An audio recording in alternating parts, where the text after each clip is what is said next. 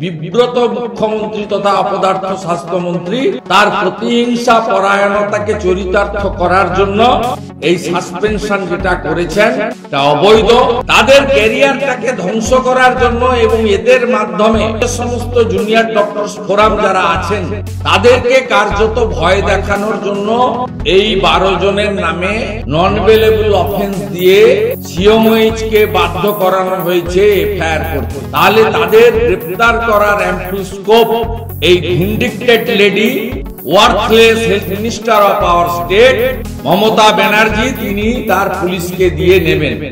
Medinipur medical কলেজের কতগুলি তরুণ তরুণী জুনিয়র ডাক্তার বিশেষ করে যারা এই রাজ্যের স্বাস্থ্য ব্যবস্থার যেটুকু ভগ্নাংশ অবশিষ্ট আছে তাকে বাঁচিয়ে রেখেছেন কার্যত। সিনিয়র ডাক্তাররা নিশ্চয়ই তাদের অবদান আছে, কিন্তু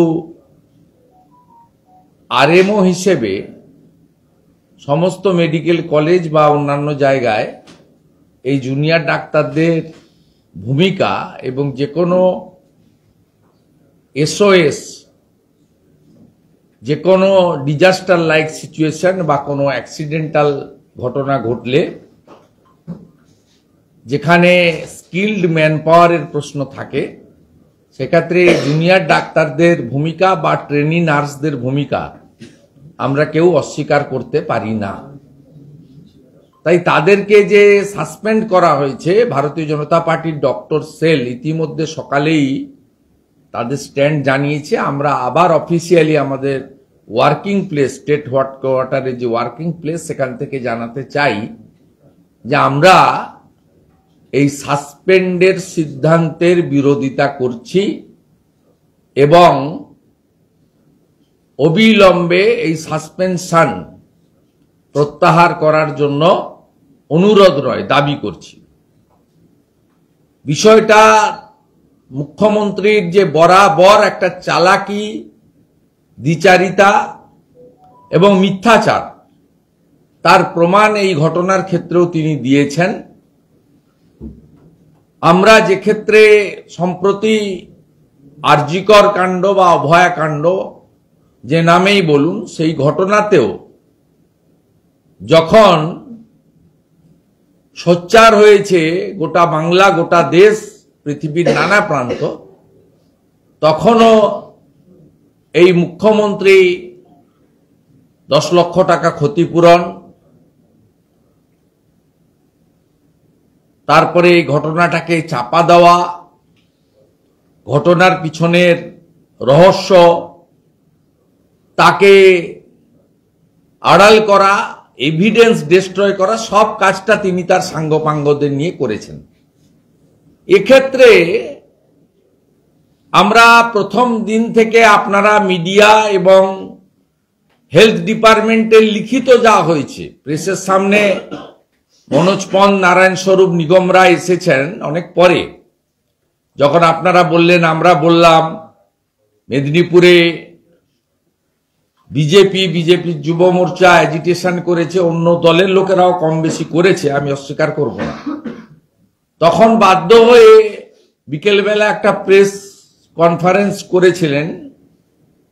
আমার মনে আছে আমি যখন অ্যাসেম্বলির গেটে প্রেস করি 2টো নাগাদ, ঠিক তারপরে 3:30, 4টে নাগাদ একটা কাউন্টার প্রেস মনোজ পন্ত, নারায়ণ স্বরূপ, নিগমকে দিয়ে মুখ্যমন্ত্রী নবান্নতে করান। তার আগে ওরা মুখ খোলেন, কিন্তু মুখ খোলার দরকার নেই। আমরা যে ডকুমেন্টগুলো আমাদের হাতে আছে সেই ডকুমেন্টগুলোর মধ্যে 8ই জানুয়ারি ডেপুটি সেক্রেটারি স্বাস্থ্য ভবনের হোয়াটসঅ্যাপ মেসেজ সমস্ত এমএসভিপি, সুপার, সংশ্লিষ্ট সকলকে তিনি দিয়েছেন যে পশ্চিমবঙ্গ ফার্মাসিউটিক্যাল যে কোম্পানি, এই যে আরএল নাম যে স্যালাইন বা ইনজেকশন থ্রু স্যালাইন, এটাকে ব্যান ঘোষণা করা হচ্ছে এবং আপনারা স্টক থাকলে অলরেডি ইউজ করা বন্ধ করুন। 8 জানুয়ারি এটা ডকুমেন্ট। সেকেন্ড, 14ই জানুয়ারি মকর সংক্রান্তির দিন সেই দিন লিখিতভাবে ডেপুটি সেক্রেটারি ওএসডি স্বাস্থ্য ভবন এই কোম্পানির কোন কোন ওষুধ ব্যবহার করা যাবে না তার তালিকা দিয়ে ডকুমেন্ট দেয়। আমি ডকুমেন্ট এই মিটিং এর পরে আপনাদের মিডিয়া গ্রুপে পোস্ট করে দিচ্ছি, আপনারা পেয়েছেন নিশ্চিত। তা আমরা এই যদি কোম্পানিটাকে ব্যান ডিক্লেয়ার হয়, ওষুধ যদি সন্দেহজনক হয়, মহারাষ্ট্রের ল্যাবে যদি পাঠানো হয়ে গিয়ে থাকে, তাহলে অপারেশন থিয়েটার তার গেটে সিসিটিভি লাগানো, জুনিয়র ডাক্তার কর্তব্যে অবহেলা, এই গল্পটা এলো কোথা থেকে? এটা পশ্চিমবঙ্গ ভারতীয় জনতা পার্টি, তার ডক্টর সেল এবং রাজ্যের বিরোধী দলনেতা আপনাদের মাধ্যমে মাননীয় অপদার্থ স্বাস্থ্যমন্ত্রী 13.5 বছর ধরে পুলিশ আর স্বাস্থ্যকে জলাঞ্জলি যিনি দিয়েছেন তার কাছে আমরা জানতে চাই। খুব ক্লেভারলি এখানে যেমন সঞ্জয় রায়ের উপর দিয়েই সবটা গেছে, তিনি হয়তো অভিযুক্ত, কারণ সুপ্রিম কোর্ট, সিবিআই এসব হচ্ছে, আরো অনেকে অভিযুক্ত। এখানেও যদি প্রপারলি মেডিকেলের সুপার বা যারা স্টোর হ্যান্ডেল করেন মেডিসিনের, তারা যদি ওখানকার যিনি ওটিতে লিডারশিপ দিয়েছেন তাকে মানা করে থাকেন অন রেকর্ড যে এই ওষুধ ব্যবহার করা যাবে না, তারপরেও যদি করে থাকেন, তদন্তে উঠে আসে নিশ্চিতভাবে এই ওষুধ ব্যবহার করার জন্য সরকারের আপত্তির পরেও তিনি দোষী হতে পারেন। কিন্তু কর্তব্যে অবহেলার টার্মটা এবং একসঙ্গে আরজি করের জুনিয়র ডক্টরদের যে আন্দোলন, সেই আন্দোলনে বিব্রত মুখ্যমন্ত্রী তথা অপদার্থ স্বাস্থ্যমন্ত্রী তার প্রতিহিংসা পরায়ণতাকে চরিতার্থ করার জন্য এই সুযোগটাকে কাজে লাগিয়ে এই সাসপেনশন যেটা করেছেন এটা অবৈধ, অগণতান্ত্রিক। শুধু তাই নয়,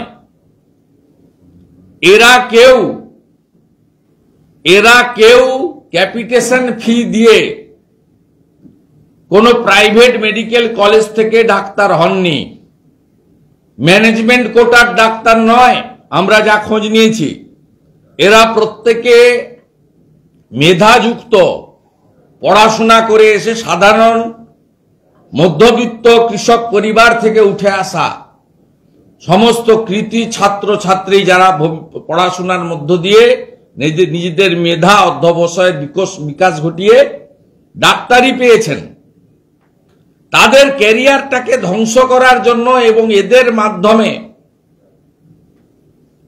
ভারতীয় জনতা পার্টির ডক্টর সেলি বলুন, অরাজনৈতিক এনএমও বলুন, বা অন্য যে সমস্ত জুনিয়র ডক্টরস ফোরাম যারা আছেন, নন পলিটিক্যালি লড়াই করছেন বা তারা সবাই মিলে করছেন, তাদেরকে কার্যত ভয় দেখানোর জন্য মেদিনীপুর কোতোয়ালি পিএসএ এই 12 জনের নামে নন বেলেবল অফেন্স দিয়ে সিওমইচকে বাধ্য করানো হয়েছে এফআইআর করতে।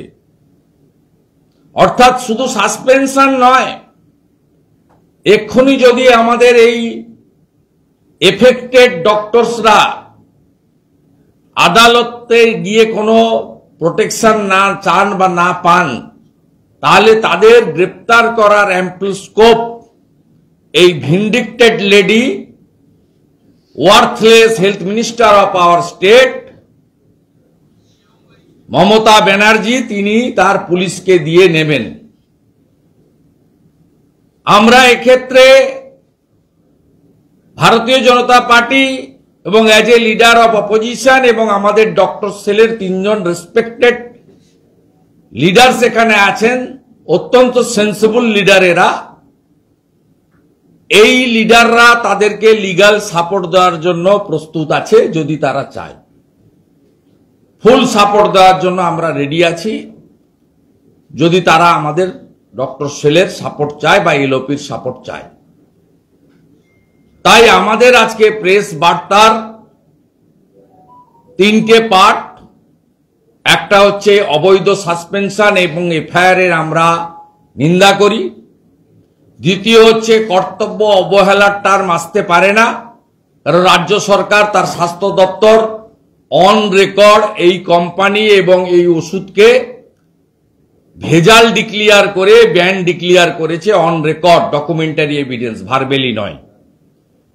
থার্ড পার্ট হচ্ছে এই জুনিয়র ডক্টররা যে কোনো ধরনের লিগ্যাল সাপোর্ট চাইলে ডক্টর সেল বিজেপি এবং লিডার অব অপোজিশন আমরা we are ready to rendering our both hands.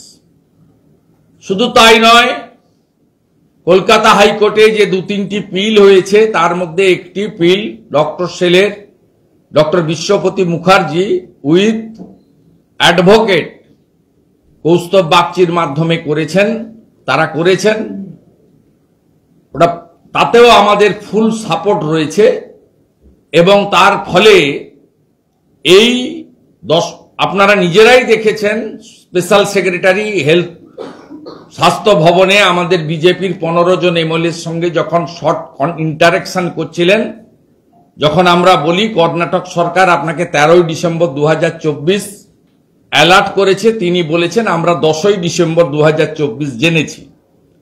তাহলে 11 ডিসেম্বর থেকে অদ্যাবধি 14 জানুয়ারি পর্যন্ত যখন ফুল স্টককে ক্লিয়ার না করলো সরকার, এই 1 মাস 4-5 দিন কত পশ্চিমবাংলার রোগীকে এই ভেজাল এবং সাসপেক্টেড পয়জনাস স্যালাইন ইউজ করা হয়েছে তার তালিকাও আমরা চাই প্রকাশ করে পাবলিকলি বা মিডিয়াকে না দিয়েও অন্তত পেশেন্টকে অ্যালার্ট করে তাদেরকেও প্রিকশনারি যে ট্রিটমেন্ট করা দরকার, প্রয়োজনে এইমসের সাহায্য নিয়ে, সে দাবিও আমরা করি। এবং এটা কালকে প্রপারলি কলকাতা হাইকোর্টে ভিকটিমের কম্পেনসেশন এবং কাদের শরীরে এই আরএল ব্র্যান্ড ইউজ হয়েছে তার তালিকাও সম্মানীয় প্রধান বিচারপতি 30 তারিখের মধ্যে জমা দিতে বলেছেন এবং 30 তারিখে নেক্সট ডেট রেখেছেন। ডক্টর বিশ্বপতি মুখার্জি এখানে আছেন, যিনি পিলের ফার্স্ট সিগনেটরি। সেক্ষেত্রে